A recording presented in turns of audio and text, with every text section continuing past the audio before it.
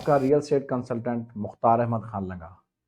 सबसे पहले तो गुजारिश ये है कि आप मेरा चैनल सब्सक्राइब कर दें ताकि आने वाला हर नोटिफिकेशन आपको मिले और रियल एस्टेट के मुतालिक आपको सारी इन्फॉर्मेशन मिलती रहे।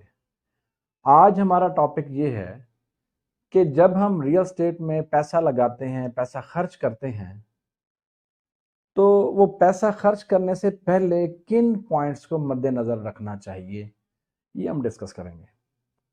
सबसे पहला तो हमने ये देखना है, ये फैसला करना है कि हमने शॉपिंग करनी है या इन्वेस्टमेंट करनी है। यानी कि हमने खरीदारी करनी है या फिर इन्वेस्टमेंट करनी है। Difference between shopping, buying and investment होता ये है कि जब भी आप बाइंग कर रहे होते हैं ना, तो आप अपने इस्तेमाल के लिए, घर बनाने के लिए, बच्चों का घर बनाने के लिए प्लॉट खरीद रहे होते हैं या फिर घर खरीद रहे होते हैं या फिर कोई शॉप खरीद रहे होते हैं जहां पर आप अपनी कोई बिजनेस करना चाह रहे हो। इसे कहते हैं शॉपिंग, बाइंग। इन्वेस्टमेंट एक डिफरेंट चीज है। सबसे पहले तो ये डिसाइड करें कि आप करना क्या चाह रहे हैं। आप इन्वेस्टमेंट करना चाह रहे हैं या फिर आप बाइंग करना चाह रहे हैं। इन दोनों पॉइंट को मद्देनजर रखते हुए अगर आप बाइंग करना चाह रहे हैं तो फिर आप अपनी रिहाइश के लिए प्लॉट ढूंढना चाह रहे हैं या फिर घर ढूंढना चाह रहे हैं या फिर अपने ही बिजनेस के लिए कोई कमर्शियल प्लॉट लेना चाह रहे हैं। इन तीनों की स्ट्रेटजी अलग अलग है। इसी तरह अगर आप इन्वेस्टमेंट करना चाह रहे हैं तो इन्वेस्टमेंट में सबसे पहला पॉइंट ये है कि आप कितनी इन्वेस्टमेंट करना चाह रहे हैं और कितने अरसे के लिए करना चाह रहे हैं और इन्वेस्टमेंट करने का मकसद क्या है। आप किस मकसद के तहत इन्वेस्टमेंट करना चाह रहे हैं। डेफिनेटली कुछ लोग इन्वेस्टमेंट इसलिए करते हैं कि मैं कुछ प्लॉट लेके रख लेता हूँ, मेरे बच्चे 15-20 साल बाद बड़े होंगे, वो यूनिवर्सिटी के लिए, उनकी एजुकेशन के लिए या उनकी शादियों के लिए मुझे ज़रूरत पड़ेगी, तो मैं सेल करके उसको, मैं उनको डिस्पोज ऑफ करके वो अपने बच्चों पे लगा लूँगा। या फिर कुछ लोग ट्रेडिंग कर रहे होते हैं, इन्वेस्टमेंट कर रहे होते हैं कि आज प्लॉट लिया, 1 महीने बाद, 2 महीने बाद, 6 महीने बाद उसको सेल करके प्रॉफिट ले लेते हैं। जैसे 5 लाख प्रॉफिट आता है तो वो कहते हैं ठीक है जी, काफी प्रॉफिट है, अब ये चीज सेल करके हम नई चीज ले लेते हैं। या फिर होता ये है कि प्लॉट लेते हैं साल के लिए, 2 साल के लिए। टाइम दूसरा पॉइंट जो मैं डिस्कस करना चाह रहा था कि आप कितने टाइम के लिए इन्वेस्टमेंट करना चाह रहे हैं, कितनी इन्वेस्टमेंट करना चाह रहे हैं और कितने टाइम के लिए करना चाह रहे हैं, ये भी पॉइंट मद्देनजर रखा जाता है। अच्छा, कमर्शियल प्रॉपर्टी, आप इन्वेस्टमेंट कमर्शियल प्रॉपर्टी में इन्वेस्टमेंट करना चाह रहे हैं या रेजिडेंशियल में करना चाह रहे हैं, इस पॉइंट को देखना पड़ता है।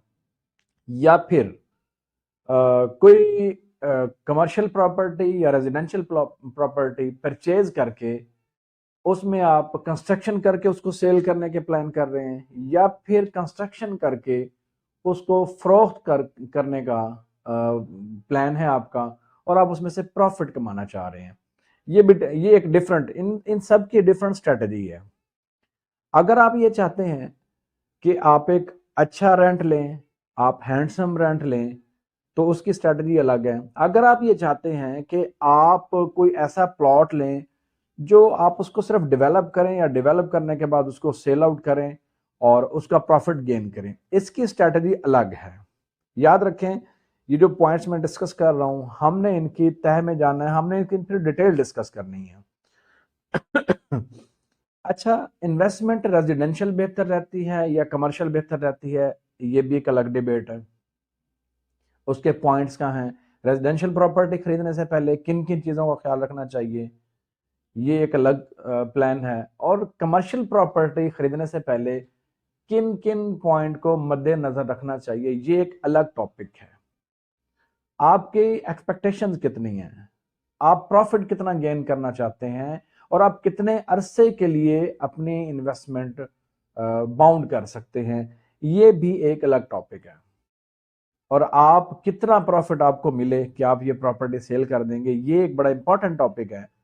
बाज़ औक़ात ऐसा होता है कि बहुत अच्छी मार्केट होती है, बड़ी तेज मार्केट होती है, आपको आपके प्लॉट की बहुत अच्छी ऑफर आ जाती है, अच्छा प्रॉफिट आपको मिल रहा होता है, लेकिन उस वक्त ये डिसीजन लेना मुश्किल हो जाता है कि प्लॉट सेल करें या फिर अभी होल्ड करें। अक्सर नहीं, बहुत ज़्यादा मैं ये कहता हूँ कि काफ़ी मर्तबा ऐसा होता है सेलर के साथ कि उसको बहुत अच्छी ऑफ़र लग जाती है, लेकिन वो ये सोचकर उस ऑफ़र को रिफ्यूज़ करता है कि हो सकता है इससे भी अच्छी ऑफ़र आ जाए, लेकिन अब उतनी ऑफ़र आने के लिए उसको 1 से 2 साल मज़ीद वेट करना पड़ता है, ऐसा भी बाज़ औक़ात हो जाता है। रियल एस्टेट में इन्वेस्टमेंट कब करनी चाहिए, कैसे करनी चाहिए और रियल एस्टेट से इन्वेस्टमेंट कब निकालनी चाहिए और कैसे उसको डिस्पोज ऑफ करना चाहिए, इन सारे पॉइंट्स को हम डिस्कस करेंगे। और मेरा जो नंबर है 0308737331, आप इस पे व्हाट्सएप भी है। आप नेक्स्ट जो हम व्लॉग रिकॉर्ड करेंगे उसमें हर चीज़ को डिस्कस करेंगे। आप हमें सजेशन भी दे सकते हैं, आप अपना फीडबैक भी दे सकते हैं। बहुत शुक्रिया। मुख्तार अहमद खान लंगा, हाई साइड मार्केटिंग, मुल्तान।